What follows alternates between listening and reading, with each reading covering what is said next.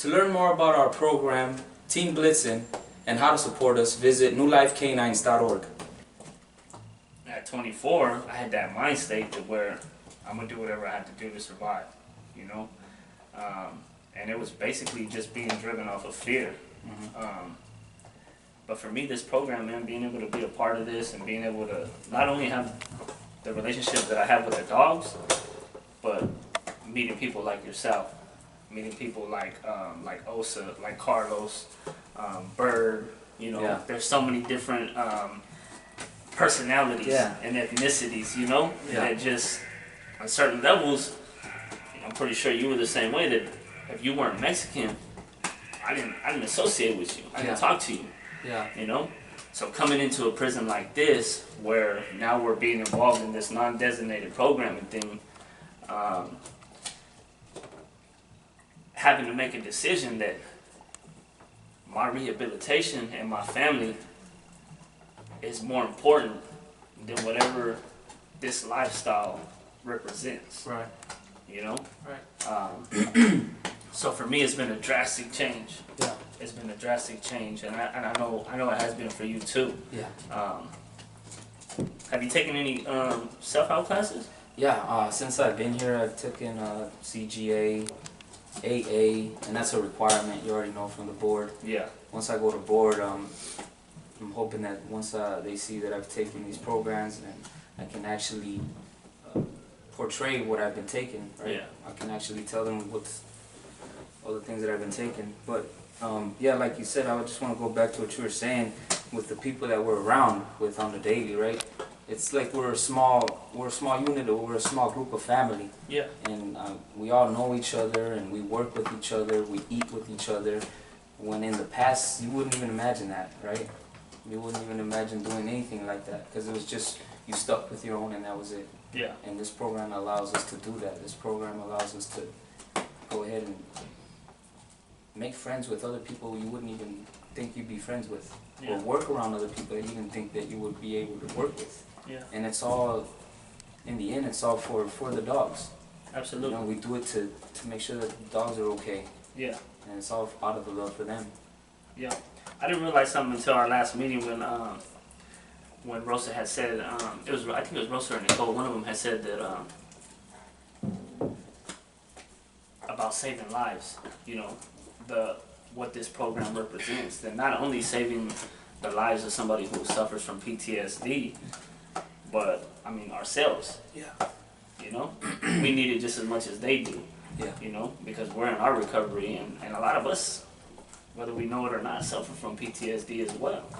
You know, from going from level 4, a lot of times I'll hear just the top of a trash can shut, and it'll startle the heck out of me. My heart will start racing.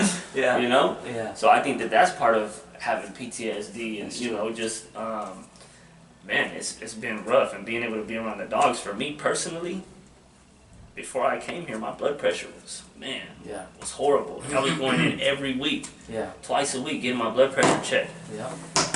And then I came in and I started reading the book and reading the curriculum, and then I'm like, oh man, oxytocin, you know? Like, it lowers cortisol levels too. Yeah. It lower cortisol levels. So I'm like, so my blood pressure's been good, man, and I've been able, I feel healthier. Just being around the dogs, I feel better. I'm in a better spirit, being able to wake up and be around the dog and interact with the dog on a daily basis. It's awesome. Yeah, it is awesome. And I know we both had Blitzen now. Yeah. And I've only been on your team for a little bit. So what was it? How long have you had Blitzen? It's been it's gonna be a year already, March.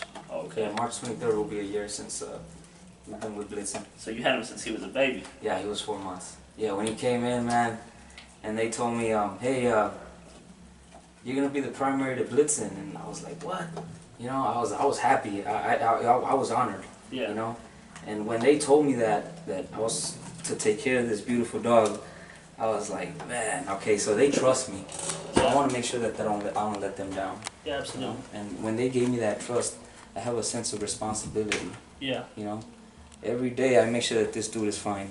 And he came in with his big old paws and his goofy self, and I just fell in love with him, man. Yeah. You know, and every day I just fall in love with him even more. Yeah, absolutely. So And you know what we've been teaching him? We've been doing our best to teach him and trying to get his confidence levels up. Yeah. So what job skills was like, what was one of the first things you taught him as a baby? Oh. At first, they told me, you gotta make sure that you build up his confidence. So I started bringing wobble boards out, barriers. I was trying to help him go through barriers and get on top of the wobble board and basically just bond with him at first. Yeah. Right? So I was spending a whole lot of time with him, getting to know him, walking him, sniffy walks, a whole bunch of sniffy walks, letting him explore. That way he becomes confident and gets to know the environment, allowing him to spend time with the other dogs and basically understand social cues from other dogs as well. Yeah. Because that's something that he needed work on. He didn't know what a ball was at first, I remember. He didn't know what a tug was. Yeah. So I bring out a toy and he'd just look at me like, what do you do with this thing? So I allowed him to go see the other dogs and see what they do. So he started understanding and learning from the other dogs. But it's been a blessing, man. Blitzen's cool. He's a really, really sensitive dog, and you have to have a lot of patience with the dogs, you know? Yeah. You have to have a whole lot of patience, because when you're teaching them, sometimes, you know, you want them to do something or whatever, and they may not do it how you believe it should be done, but the whole point is to have patience with them. Yeah. And that's what I really strive with him. Like, I give him a whole bunch of patience. And he's doing good. I think he's doing great.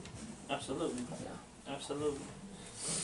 So coming into the program with, I'd say maybe like a lack of knowledge or a lack of insight into like how to really teach a dog or how to be a companion, because I know that it's a bond-based program, right? Yeah. So not even knowing what bond-based is, Yeah. coming into the program, having to learn what a bond-based relationship is, literally, like, not only has affected my relationship with the dogs, but also the relationship that I have with the individuals that are around me, my family members even. Yeah. You know, and being able to understand that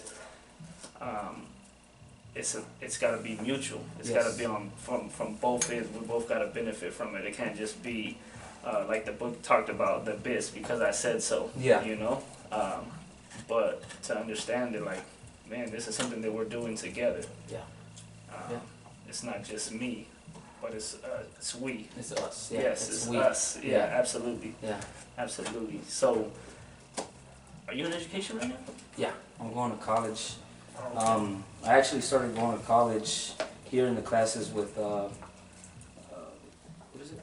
Cuesta College? Yeah, Cuesta. Yeah. Yeah. So that's been helping me a lot as well to stay focused.